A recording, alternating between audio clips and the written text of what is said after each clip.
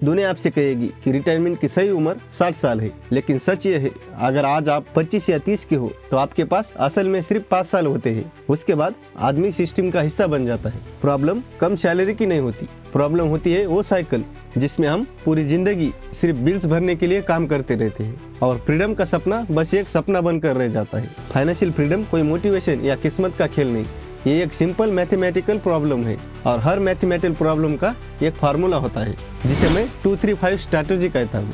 लेकिन यहाँ एक कड़वा सच है, इस फार्मूले के समझने के बाद भी 90% लोग पहले 2 साल के फेस में ही फेल हो जाते हैं और एक ऐसा डिसीजन होता है जो 5वें साल तक आते आते या तो आपको जिंदगी भर का रिग्रेट देता है या फिर परमानेंट फ्रीडम देता है। इस वीडियो के एंड तक मैं दोनों चीज़ों को अच्छे से समझा दूंगा।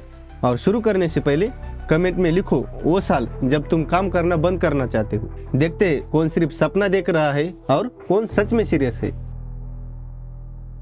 पहला स्टेज है 2 साल का फाउंडेशन फेज। यहीं पर आप अमीर नहीं बनते, लेकिन यही डिसाइड होता है कि कौन बनेगा। अगर आप सैलरी अर्नर हो तो पहले 2 साल का मतलब ये नहीं होता आप अपनी जिंदगी को एक्सट्रीम बना लो। इसका मतलब होता है अपनी फाइनेंशियल लाइफ को सिंपल प्रेडिक्टेबल बनाना। इस स्टेज पर सबसे पहला काम होता है अपनी इनकम को 3 हिस्सों में क्लियरली देखना। एक हिस्सा जरूरी खर्चों के लिए होता है, एक हिस्सा इन्वेस्टिंग के लिए और एक छोटा सा हिस्सा अपनी मेंटल कंफर्ट के लिए, ताकि प्रोसेस सस्टेनेबल हो। मान लीजिए आपकी सैलरी 40 या 50 हज़ार रुपये है, तो यहाँ फोकस ये होता है कम से कम 20 या 30% पैसा बिना सोचे खर्च होने से पहले इन्वेस्ट हो जाए, चाहे वो इंडेक्स फंड में हो या किसी और सिंपल लॉन्ग टर्म इंस्ट्रूमेंट में हो। साथ ही इमरजेंसी फंड धीरे धीरे बिल्ड किया जाता है, क्योंकि गोल सेफ्टी है, स्पीड नहीं। इन 2 सालों में आप नए रिटर्न चेस नहीं करते, बल्कि अपनी हैबिट को ऑटोमेट करते हो, ताकि मार्केट ऊपर नीचे हो या जिंदगी बिजी हो, आपका सिस्टम फिर भी काम करता रहे। इस फेज में लोग कुछ कॉमन गलतियां करते हैं और बिना समझे अपना मोमेंटम वही तोड़ देते हैं। सबसे बड़ी गलती होती है इम्पेशेंट। लोग चाहते हैं कि इन्वेस्टिंग तुरंत विजिबल रिटर्न दे, और जब 6 या 8 महीने में कोई बड़े रिटर्न नहीं दिखते तो सिस्टम को ही डाउट करने लगते हैं। दूसरी गलती होती है ओवर ऑप्टिमाइजेशन। हर नए ऐप, हर नए स्टॉक, हर नए आइडिया के पीछे भागना, जबकि फाउंडेशन का काम कंसिस्टेंसी से होता है, कॉम्प्लेक्सिटी से नहीं।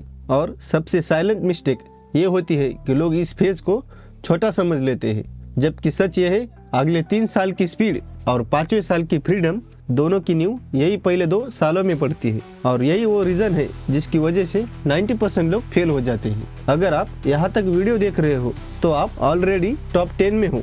स्टेज 2, पहले 2 साल आप सिस्टम के लिए काम करते हो, तीसरे साल से सिस्टम आपके लिए काम करना शुरू करता है। जब पहले 2 साल डिसिप्लिन कंसिस्टेंसी के साथ गुजर जाते हैं, तब तीसरा फेज शुरू होता है। और यहीं पर ज़्यादा लोग पहली बार महसूस करते हैं उनकी मेहनत सिर्फ चल नहीं रही बल्कि आगे बढ़ रही है। इन 3 सालों का फोकस सिर्फ बचाने पे नहीं होता, बल्कि स्पीड और लेवरेज बनाने पर होता है। यहाँ आप अपनी इनकम को सिर्फ एक सोर्स तक लिमिट नहीं रखते, बल्कि धीरे धीरे नए स्ट्रीम एक्सप्लोर करते हो। स्किल, साइड प्रोजेक्ट या ऐसे एसेट के जरिए जो आपके टाइम के बिना भी वैल्यू क्रिएट कर सके। इन्वेस्टिंग अब रूटीन से हैबिट बन चुकी होती है, इसलिए इस फेज में मार्केट के अप्स और डाउन आपको डिस्ट्रैक्ट नहीं करते, बल्कि अपॉर्चुनिटी की तरह दिखने लगते हैं। स्टेज 3, 5 साल। फ्रीडम तब नहीं होती जब नंबर बड़ा हो, फ्रीडम तब होती है जब डर चला जाता है। 5वें साल किसी जादू की तरह अचानक सब कुछ बदल देता है, ऐसा नहीं होता। असल में ये साल उन 4 सालों का नेचुरल रिजल्ट होता है जो डिसिप्लिन और डायरेक्शन के साथ गुजर चुके होते हैं। इस पॉइंट पर आपके पास सिर्फ इन्वेस्टमेंट का नंबर नहीं होता, बल्कि एक क्लियर पिक्चर होती है, आपके मंथली एक्सपेंस, आपकी एसेट इनकम और दोनों के बीच का गैप। यहीं पर पहली बार आप ये समझने लगते हो कि रिटायरमेंट का मतलब काम छोड़ना नहीं होता, बल्कि मजबूरी खत्म करना होता है। आप अपनी जॉब इसलिए नहीं छोड़ते क्योंकि आप थक गए होते, बल्कि इसलिए क्योंकि अब आपके पास चॉइस होती है। सिर्फ वही काम करो जिसमें आपको सच में इंटरेस्ट हो। आज आप जो जिंदगी जी रहे हो वो कल के डिसीजन का नतीजा है, और आज जो डिसीजन आप लोगे वही आने वाले 5 सालों की तस्वीर तय करेंगे। ये फ्रेमवर्क कोई प्रॉमिस नहीं करता कि रास्ता आसान होगा, लेकिन इतना ज़रूर करता है कि रास्ता क्लियर होगा। याद रखिए, फ्रीडम कभी एक दिन में नहीं मिलती, लेकिन डिसिप्लिन रोज थोड़ा थोड़ा करके उसे बिल्ड करता है। अगर आज की वीडियो ने आपको सिर्फ एक भी सवाल दिया है अपनी लाइफ के बारे में, तो समझिए ये एक अच्छी शुरुआत है, क्योंकि सही सवाल अक्सर सही डायरेक्शन का पहला साइन होता है। Thanks for watching.